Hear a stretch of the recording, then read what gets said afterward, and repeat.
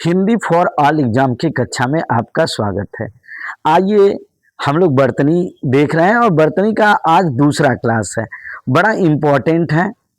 बर्तनी वैसे आपकी सही नहीं होती है। जब आप प्रत्येक शब्द का अर्थ समझेंगे तब आपकी बर्तनी सही होगी। औद्योगीकरण, औद्योगीकरण देखिए इसे लिखा गया है। आप हमेशा वर्तनी की तैयारी जब आप कर रहे हैं ना, तो हमेशा शुद्ध वर्तनियों को लिखें। उद्योग हेतु नए कारखाने आदि खोलने की क्रिया। बेटा ये नहीं आपको याद करना है और ना ये समझना है कि औद्योगिकरण कैसे लिखा जाता है। उद्योग हेतु नए कारखाने आदि खोलने की क्रिया को औद्योगिकरण कहते हैं। और आप जानते ही हैं कि नए कारखाने उद्योगों में खोले जाते हैं।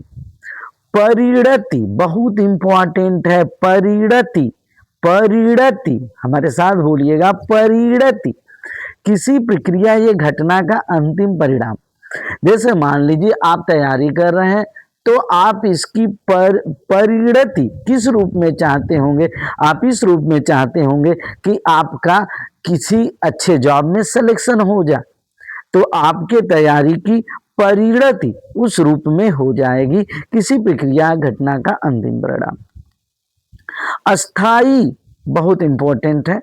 इसमें जो है आपको मालूम है ये दंतव्य स है, आधा दंतव्य स। अस्थाई जो हमेशा के लिए हो। अस्थाई का अर्थ जो हमेशा के लिए। अगर बर्तनी अगर आपको आ रही है तो कोई दिक्कत नहीं बेटा। प्राकथन, आधा क पूरा क। प्राकथन, प्राकथन बड़ा इंपॉर्टेंट होता है। जब किसी टॉपिक की हम शुरुआत करते हैं लेखन में या बोलने में, तो प्रस्तावना या भूमिका ही प्राकथन कहलाती है। आपको इसका अर्थ, और हिंदी में जब तक आप अर्थ नहीं शब्दों के जानेंगे तब तक आपको हिंदी अच्छी तरीके से नहीं आ सकती है। अब बेटा हम आपसे बता ही चुके हैं कि यहाँ पे बताया नहीं जाता बल्कि सिखाया जाता है किसी भी चीज को कैसे पढ़ें। क्षेत्र, क्षेत्र ये जो है छतरी वाला छ है। क्षेत्र किसी स्थान का निश्चित भाग क्षेत्र कहलाता है। रासायनिक बड़ा इंपॉर्टेंट है। रासायनिक, रसायन विज्ञान से संबंधित रासायनिक बड़ा इंपॉर्टेंट है। प्रतिवादी, प्रतिवादी, वादी और प्रतिवादी होता है भैया। आप ही बताइए, जो मुकदमा करता है वह वादी कहलाता है और जिसके खिलाफ मुकदमा करता है वो प्रतिवादी होता है। अब प्रतिवादी क्या करता है? दूसरे द्वारा लगाए गए अभियोगों का जो भी उस पे आक्षेप लगाया जाता है उसका उत्तर देने वाला व्यक्ति प्रतिवादी होता है। द्वंद्व बहुत इंपॉर्टेंट है, बहुत इंपॉर्टेंट है। दोनों में वह है, और मैं आपसे बता चुका हूं कि जो पूरा दिखता है वो आधा है और जो आधा दिखता है पूरा है। अब उस स्थिति में न पे वो चीज अप्लाई नहीं होगी भाई। न जो आधा दिख रहा है आधा है, लेकिन जहां पे द में जो व लगा है तो द आधा है वह पूरा है। वह के साथ अ मिलने पे पूरा हो जाएगा भैया। फिर आधा न है, अब फिर द आधा है और वह के साथ अ लगने पे वह पूरा है। युग्म, द्वंद्व का मतलब, द्वंद्व के दो अर्थ होते हैं। द्वंद्व, द्वंद्व के दो अर्थ होते हैं, युग्म या जोड़ा, लड़ाई या झगड़ा। द्वंद्व का मतलब झगड़ा लड़ाई भी होता है और द्वंद्व का मतलब होता है युग्म या जोड़ा, और द्वंद्व एक समास भी होता है। उत्सव बड़ा इंपॉर्टेंट है। उत्सव, लेकिन यहाँ पे छोटा ऊ है भैया, आधा तो है। और आपका दंतव्य स है।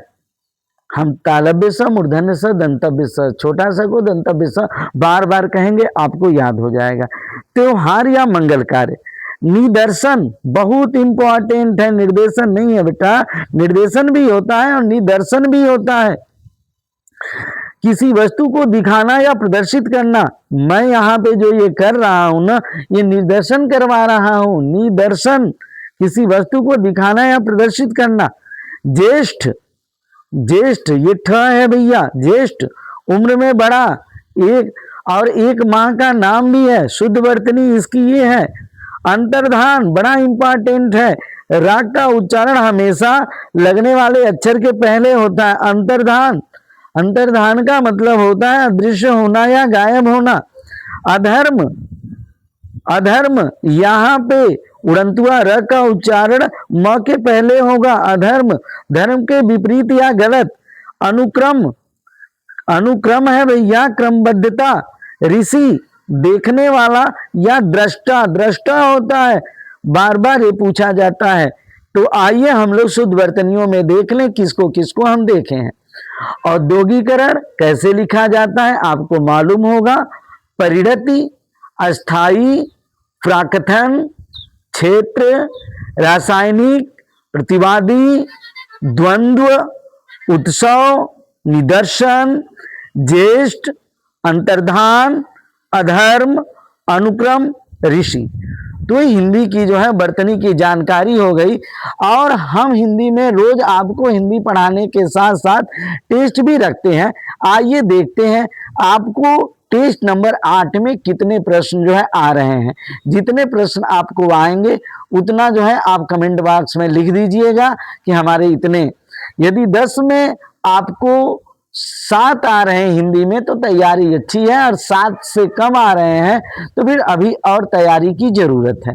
आइए, ये सारे प्रश्न जो है एग्जामों में पूछे गए हैं।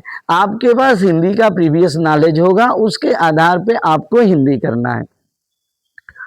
द्विगु समास का उदाहरण है, द्विगु समास का उदाहरण है। ऑप्शन देख रहे हैं, माता पिता, नवग्रह, यथाशक्ति, पीताम्बर।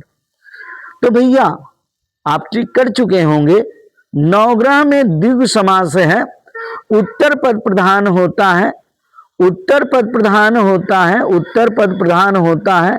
अब पहला पद संख्यावाची होता है, उत्तर पद प्रधान होता है, अब पहला पद संख्यावाची होता है।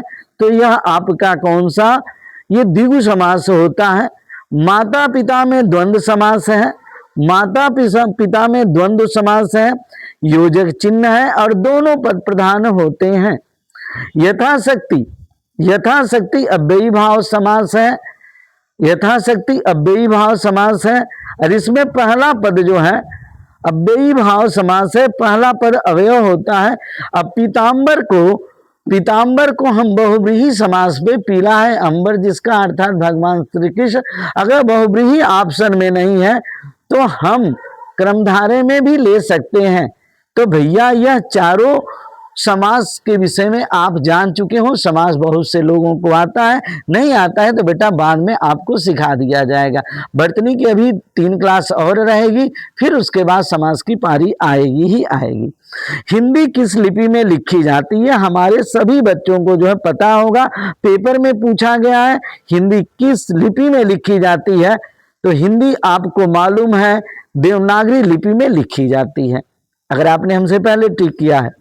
और आपको मालूम है कि पंजाबी जो है गुरमुखी लिपि में लिखी जाती है यह, और ब्राह्मी जो है सबसे पुरानी लिपि है। खरोष्टी लिपि जो है ग्रीक खरोष्टी, अरमाई के सब लिपियां हैं जिनमें जो है अशोक के शिलालेख थे। लेकिन आपसे पूछा गया हिंदी किस लिपि में लिखी जाती है, देवनागरी लिपि में। सर्वनाम के कितने भेद होते हैं, बड़ा इंपॉर्टेंट है। यदि आपको आ रहा है तो आप जवाब दे दीजिए 6, 7, 5, 4। मुख्यतः सर्वनाम के 6 भेद होते हैं। पहला होता है पुरुषवाचक सर्वनाम, दूसरा होता है निश्चयवाचक सर्वनाम, तीसरा अनिश्चयवाचक सर्वनाम, चौथा संबंधवाचक, पांचवा प्रश्नवाचक, छठवां निजवाचक।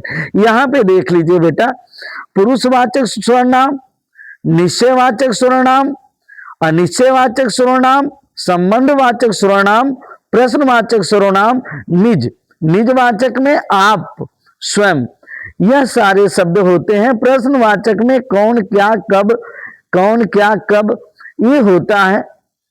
संबंधवाचक सर्वनाम में जो सो। अनिश्चयवाचक में हम बात करते हैं तो कोई कुछ, बड़ा इंपॉर्टेंट है कोई कुछ। और निश्चयवाचक में यह वह ये वे आएंगे। अब पुरुषवाचक सर्वनाम में मैं, हम, तुम, हमारा, आपका, ये सारी चीजें होती हैं बेटा। जब सर्वनाम पढ़ाएंगे तो एकदम क्लियर हो जाएगा। आज आप जान लीजिए कि सर्वनाम के 6 भेद होते हैं। जिन बच्चों को आ रहा होगा वे बड़ा अच्छा है, और 10 में से यदि 7 प्रश्न भी आपके सही हैं तो आपकी तैयारी अच्छी है। आकाश पाताल के बीच लगने वाला चिन्ह कौन है? बड़ा इंपॉर्टेंट है भैया। अल्प विराम, विस्मयादि बोधक, उद्धरण चिन्ह, योजक चिन्ह। तो भैया कौन सा है? देखिए बेटा, आप ट्रिक कर चुके होंगे। यह कौन सा चिन्ह है आकाश पाताल के बीच में? बता देते हैं, योजक चिन्ह। योजक चिन्ह है।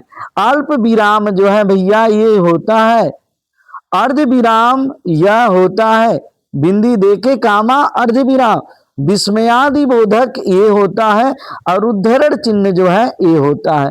ये भैया उद्धरण चिन्ह होता है। इसमें भी इकहरा उद्धरण शीर्षक को लिखने में और दोहरा उद्धरण वाक्य को लिखने में। विस्मयादि बोधक चिन्ह ये होता है, और अर्ध विराम बिंदी प्लस कामा, और कामा जो है अल्प विराम हल्का सा रुका जाता है। ये जब चिन्ह हम आपको पढ़ाएंगे तो बता दिया जाएगा, लेकिन योजक चिन्ह। अब आइए, यह नई साड़ी है, वाक्य में नई शब्द क्या है? यह नई साड़ी है, वाक्य में नई शब्द क्या है? आप ही बताइए। सर्वनाम, क्रिया विशेषण, क्रिया विशेषण। तो भैया यह नई साड़ी में नई शब्द जो है आपका विशेषण है। साड़ी की विशेषता बता रहा है, साड़ी की विशेषता नई शब्द बता रहा है, या नई शब्द बता रही है। नई साड़ी नई शब्द बता रही है। यह नई जो है आपका क्या है भैया? विशेषण है। और साड़ी क्या है? विशेष्य है। ये आपका विशेष्य है सहायक क्रिया है, यह जो है सर्वनाम है। तो भैया इस तरह से आपको वाक्य के भेद जब बताए जाएंगे, तब संज्ञा सर्वनाम वाक्य के अंग जब बताए जाएंगे, तब उस समय संज्ञा सर्वनाम क्रिया विशेषण आपको समझा दिया जाएगा। लेकिन इतनी जानकारी आपके पास होनी चाहिए। आगे चलते हैं। तत्सम शब्द का चयन कीजिए। आम्र, दूध, शहीद, खिड़की। आप ट्रिक कर चुके होंगे। कौन सा तत्सम है भैया? आम्र। आम्र तत्सम है। तत् धन सम, तत्सम शब्द जो है, तत्सम शब्द दो शब्दों से मिलकर बना है। तत् धन सम, तत् मतलब उसके, सम मतलब समान, अर्थात किसके समान? संस्कृत के समान। संस्कृत के समान जो शब्द होते हैं उन्हें तत्सम। तद्भव, तत् धन भव, तद्भव शब्द तत् धन भव से मिलकर बना है, अर्थात संस्कृत से उत्पन्न। तो भैया यह दूध जो है, दुग्ध तत्सम है, और दूध जो है ये आपका तद्भव है। खिड़की, खिड़की शब्द जो है अरबी या फारसी का शब्द होगा। शहीद भी अरबी या फारसी का शब्द है। ये विदित शब्दों के अंतर्गत आते हैं। अब देखिए तद्भव, तद्भव जब आएगा तो संस्कृत भाषा से उत्पन्न शब्द। तो बैंक अंग्रेजी शब्द है। अमीर अरबी या फारसी का शब्द है।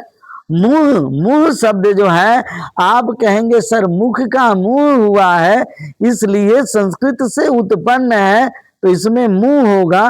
और अग्नि जो है तत्सम है, एकदम संस्कृत के समान अग्नि तत्सम है और मुंह तद्भव है। तो बेटा तत्सम और तद्भव पे अभ्यास करवाया जाएगा। अब आते हैं सूर्य का पर्यायवाची नहीं है। बेटा नहीं वाले क्वेश्चन, नहीं है पे आप ध्यान दीजिएगा। कम से कम जो भी इंपॉर्टेंट है उनके 10-10 पर्यायवाची आपको याद रहनी चाहिए, और 10-10 पर्यायवाची हम करवाते भी हैं। दिनकर, दिवाकर, रवि, भास्कर, ठीक है, अंशुमाली, इस तरह से करके। तो दिनकर, दिवाकर, रवि, भानु, भास्कर, अंशुमाली ये सूर्य के हैं।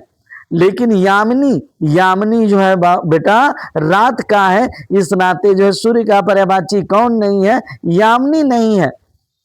अब आते हैं, कुछ बच्चों को संधि की भी जानकारी होगी और नहीं भी होगी तो उनको क्लास में मिल जाएगी। और हमारे यहाँ हिंदी का यदि आप सारा क्लास देखते हैं तो हर एग्जामों में हिंदी में पूरा आपके नंबर रहेंगे। मनोरथ का संधि विच्छेद होगा, बहुत इंपॉर्टेंट है। अगर आपको आ रहा है तो आप ट्रिक कर लीजिए कि कौन सा है। मनोरथ, मनोरथ जो है विसर्ग संधि है, विसर्ग संधि है। विसर्ग संधि में जो है मनाधन रथ, मनाधन रथ, और यहाँ पे विसर्ग को ओ का आदेश हो जाता है, विसर्ग को ओ का आदेश हो जाता है।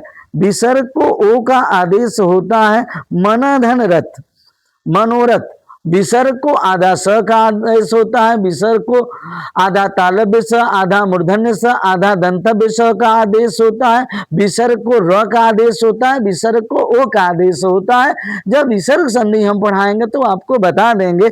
लेकिन यहाँ पे विद्यार्थी बहुत इंपॉर्टेंट है भैया, और यह अगर आपको आ रहा है तो बहुत अच्छी बात। आप जानते हैं, सबसे पहले विद्यार्थी का संधि विच्छेद कर दीजिए। विद्याधन अर्थी, आप सारे लोग विद्यार्थी हैं। विद्या को ग्रहण करने वाला, विद्या में अंत में क्या है आ, अर्थी में क्या है अ, ठीक है। आ और अ मिलके क्या हो जाएगा आ, ठीक है। तो उस स्थिति में यदि समान स्वर मिले और दीर्घ का आदेश हो तो दीर्घ स्वर संधि होता है। यदि 10 में जिन बच्चों के 7 प्रश्न उनको आ रहे थे उनकी तैयारी अच्छी है, और जिनको जो है 7 से कम आ रहे थे उनको अभी हार्ड वर्क करना है। और इस प्रकार की वीडियो देखने के लिए हमारे चैनल्स को सब्सक्राइब करवाएं। आप तो कर चुके हैं, दोस्तों से भी करवाएं और अच्छे व्यू हमको दें। Thanks for watching.